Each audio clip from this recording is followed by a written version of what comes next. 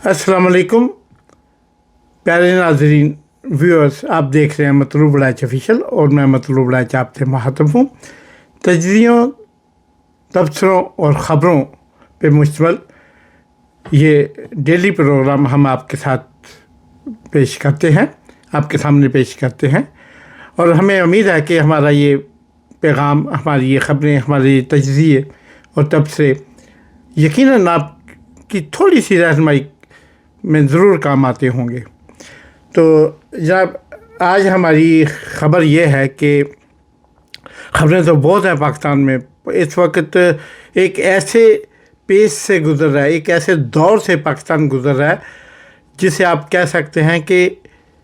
पालमे मासा पालमे तोला, यानी कुछ भी कभी भी किसी वक्त भी कोई ख़बर यानी समझ नहीं आ रही। ख़ुद हुकूमती हलकों को, मिसाल के तौर पे हुकूमती हलकों को जो इस वक्त रजीम है, जो इस वक्त इक़्तिदार में हैं, उन्हें हुकूमत कहा जा सकता है ना, या जो उसके जो स्टेक होल्डर हैं, जो उनके साथ वज़ारतें, सदारतें और चेयरमैनियाँ बांट रहे हैं, उन्हीं की बात कर रहे हैं ना हम सारे मिलके। तो हालात ये हैं जनाब कि अजीब सा एक तारी है, खौफ तारी है, क्योंकि वो जो 17 सीटों के साथ आए थे, वो 17 सीटों के साथ आने वालों को अब ये खौफ है कि क्योंकि बंदे को उसकी औकात का पता होता है ना, मैं किधर खड़ा हूँ, कितने पानी में हूँ, आप कितने में हैं, क्या कर रहे हैं। ना माने कोई तो ना माने, मगर ये मानने वाली बात है, ये तो इसको नज़रअंदाज नहीं किया जा सकता कि 17 सीटों वालों को अपनी औकात का बहुत अच्छी तरह पता है। वो अच्छे बच्चों की तरह हर बात मान भी जाते हैं, लेकिन फिर भी अंदर में एक अपने वो हल्का अहबाब को एक तासर भी तो देना होता है ना कि हम जमहूरी हैं जी, हमारे अंदर जमहूर पड़ा है, हमारे अंदर जमहूर बस रहा है और हम जमहूरी इक़्तिदार के असल वारिस हैं। हमने जमहूरियत के लिए 1982 से लेके खिदमत शुरू की हुई हैं और ये खिदमत हम इनको छोड़ ही नहीं रहे। वो कहते हैं ना कि मैं तो छड़ना कमल नहीं छड़दा, बस ऐसा ही कोई गल जड़ी है ना। अच्छा जी, फिर अब देखिए पीपल पार्टी ने डराना शुरू कर दिया है। कभी पीपल पार्टी को जब भी अपना कोई मकसूद होते हैं, वो पीपल पार्टी वाले कभी जरदारी साहब बयान दे देते हैं, कभी चेयरमैन बिलावल साहब बयान दे देते हैं और जनाब फिर वो उनके आगे वो सजील मेमर और दूसरे तीसरे एक दो पटेल शेल, ये ऐसे आजकल उन्होंने रखे हुए हैं। ये जनाब फिर आगे से उनकी रहनुमाई फरमाते हैं और बयान ये होते हैं कि हम छोड़ जाएंगे, हम ये करेंगे, हम वो करेंगे, हमें बस। अभी देखो, यानी वो कहते हैं ना कि हिना का रंग भी नहीं उतरा, अभी मेहंदी का रंग भी फीका नहीं पड़ा कि बिलावल साहब का बयान आ गया कि नहीं भाई नहीं, बस और कोई तरमीम मैं नहीं करवाऊँगा। आइन में ज़्यादा तरमीमें अच्छी नहीं होती हैं, आइन में ज़्यादा तरमीमें जो होती हैं वो आइन के लिए ख़तरनाक होती हैं, सलामती के, मुल्क की सलामती के लिए ख़तरनाक होती हैं। सुबहान अल्लाह, मैं सदके जाऊँ बिलावल साहब के कि ये दो आइन का पूरी तरह पठा बहालन तो बाद, आइन को मुसलसल दलील कर लेने के बाद, आइन का कचूमन निकाल देने के बाद बिलावल साहब को ये याद आया है कि नहीं आइन में इतनी ज़्यादा तरमीम नहीं की जा सकती। यानी जब तक आइन में तरमीम की वजह से आपके वालिद को सदारत में रही थी, आपको वज़ारत ख़ारजा मिली, आपको सेनेट की चेयरमैनी मिली, आपको स्पीकरशिप मिली नेशनल असम्बली में, आपको पूरे पाकिस्तान के अंदर आपके गवर्नर हर सूबे में आपके हो गए। आप सिर्फ चंद सीटें लेके 25 सीटें सिंध से, आप उनके साथ इस वक्त सिंध के अलावा बलूचिस्तान, आज़ाद कश्मीर और गिलगित बल्तिस्तान और पता नहीं कहाँ आपकी वज़ारत आला है। और ये सब क्यों है? क्योंकि आपको नहीं पता, ये आइन में तरमीम के इवज़ आपको ये हड्डियाँ डाली गई थी और آپ نے بخوشی قبول کر لی، پوری عوام کو پتہ ہے انتی اب اگر آپ آج کل تو یہ میں اس کے کیا کروں اس سوشل میڈیا کا، یہ میری تیری ہم سب کی جو کی ہوئی باتیں ہوتی ہیں نا، جو ہمارے تقریریں جو ہم پبلک کے سامنے پہلے تو جانتے تھے نا پرانے وقتوں میں، یعنی 70 کی دہائی سے پہلے 80 کی دہائی سے پہلے، اب جو بولتے ہیں وہ ریکارڈ ہو جاتا ہے، ریکارڈ ہو کے وہ جناب محفوظ ہو جاتا ہے، آپ کبھی بھی اس کو نکال کے آپ سن سکتے ہیں۔ تو یہ آرکیو میں چلا کیا ہوتا، مٹیریل ہر وقت دستیاب ہوتا ہے۔ تو بلاول صاحب آپ نے جو کچھ کیا، جو کچھ حالات سامنے آئے، ابھی تو اس پہ ہنسنے کوئی جی کرتا ہے، ہنسے بھی کیا، غریب آدمی ہنسے بھی تو ٹیکس لگ جاتا ہے، مطلب ہنسنے پہ ٹیکس نہیں ہوتا، یعنی وہ حکومت کو محسوس ہوتا ہے کہ اے ہنس رہے ہے لہٰذا کھاندہ پیندا ہے، چلو انہوں لا دیو ٹیکس، تو اس لیے ہنسنے سے بھی ڈر لگتا ہے۔ اب جائیں تو اب آپ جیسی طبیعت تو ہے نہیں ہماری کہ ہم فطرتاً انجوائے کریں ان چیزوں سے۔ تو جناب آج کی ایک دوسری بڑی خبر یہ بھی ہے، اب بلاول صاحب سے ذرا چھٹی لیتے ہیں، پھر بھی میری اپنی پارٹی تو ایڈمرل جو جناب ہمارے جنرل فیض حمید صاحب، ان کو سزا بول گئی ہے، وہ ایک طے شدہ سزا، طے شدہ پروسیس پکڑنا، وہ نہیں کہتے ایک شاید صدیق سالک کا شعر تھا یا کس کا کہ لپکنا جپٹنا پلٹ کر جپٹنا لہو گرم رکھنے کا ہے ایک بہانہ۔ یہ آپ پلٹ کے جپک کے اور یہ کیسے کیسے معاملات کیا کرتے ہیں۔ ایک دن تھا کہ وہ جنرل فیض چائے کا کپ پکڑا ہوا، تو ادھر افغانستان کے دارالحکومت کابل میں دنیا کی بڑی بڑی ایجنسیوں CIA، موساد، KGB اور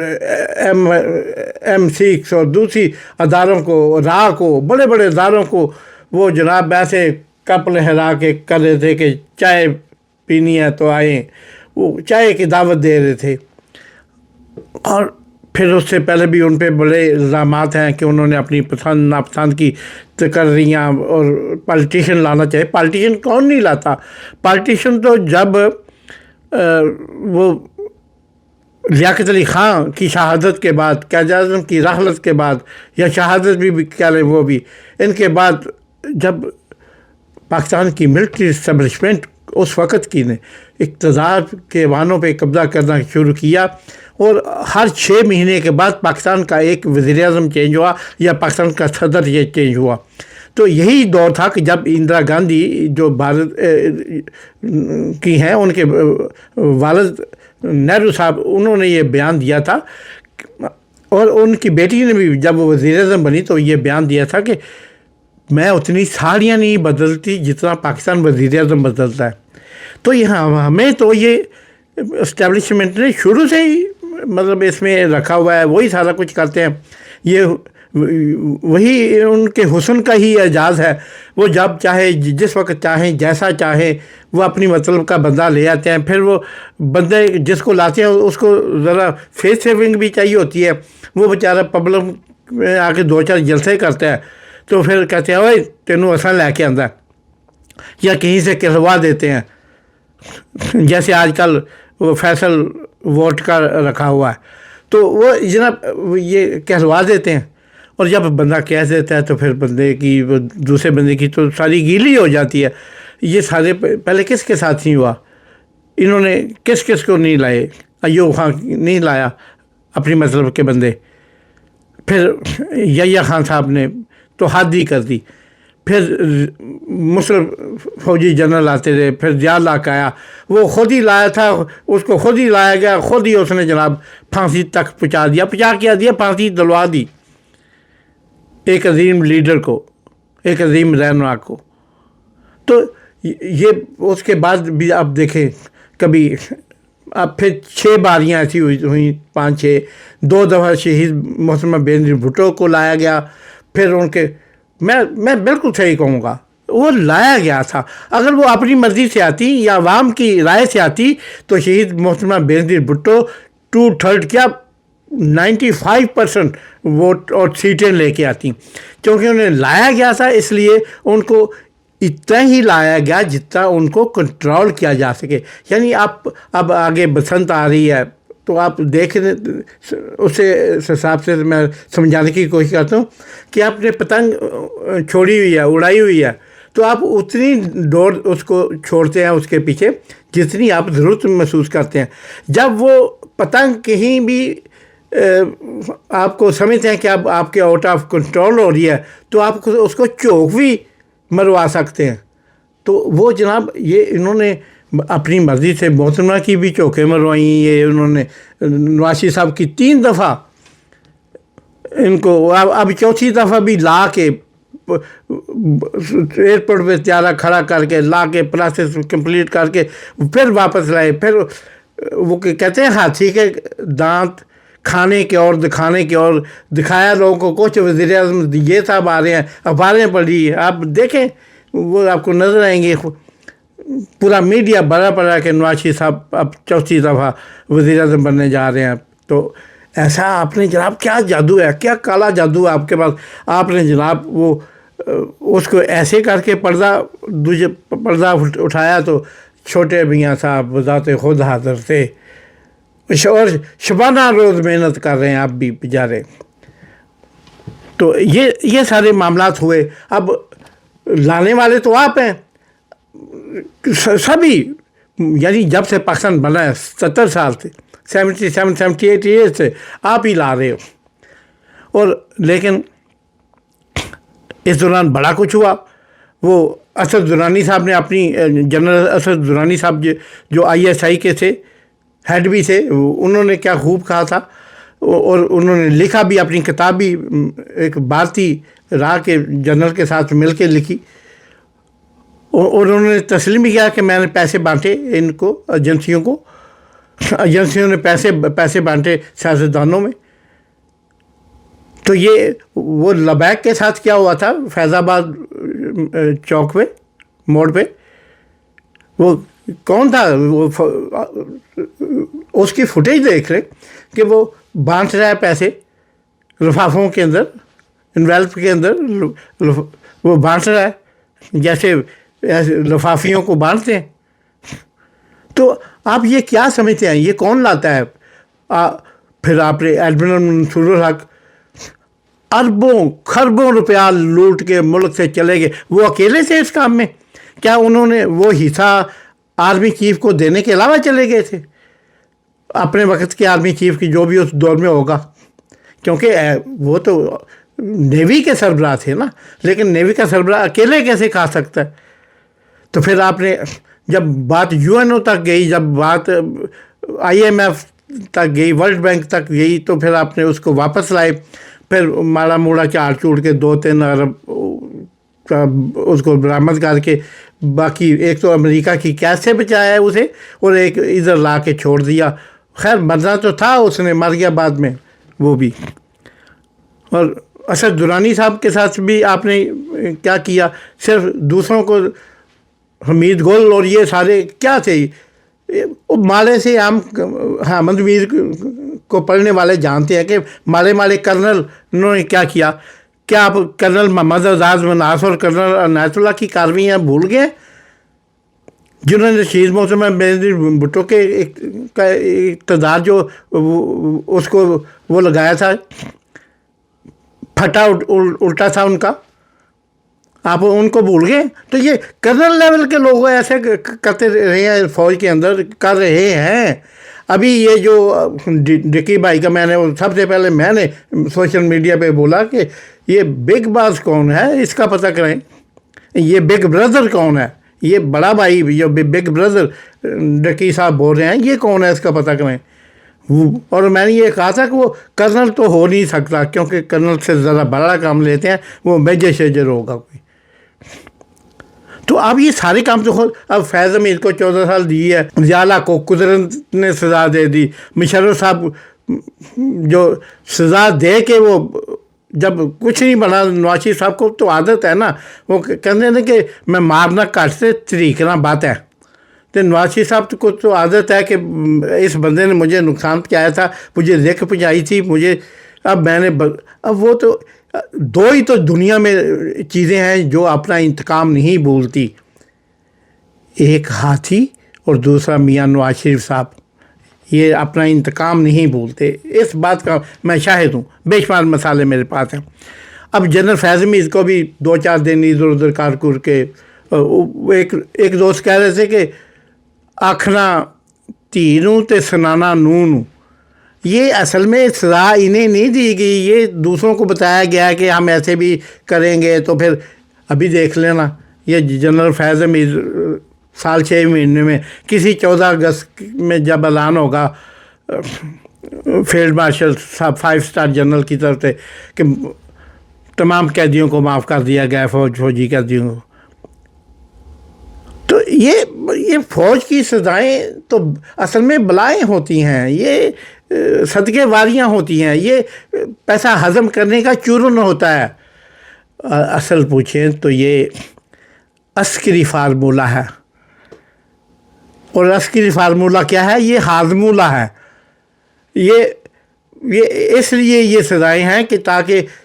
اب تک کے سارے جرنیل، سارے افسران جنہوں نے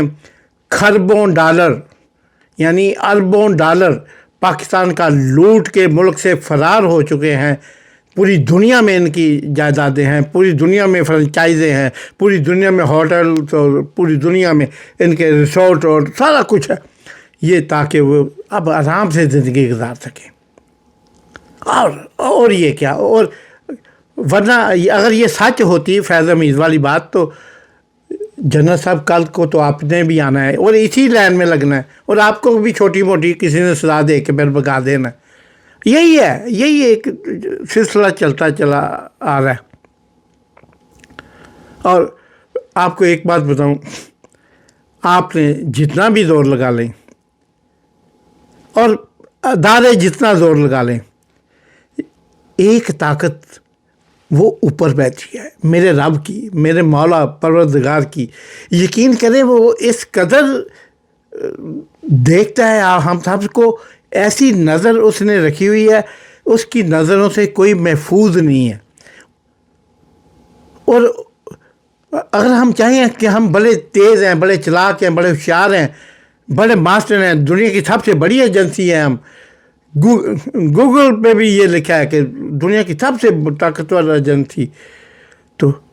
لیکن اس سے طاقتور تو کوئی نہیں ہے۔ اور جس شخص کو آپ نے پاکستان سے محبت کے جرم میں پابند سلاسل کیا ہوا ہے، اذیتیں دے رہے ہیں، صعوبتیں دے رہے ہیں، اس کی گوشمالی کر رہے ہیں،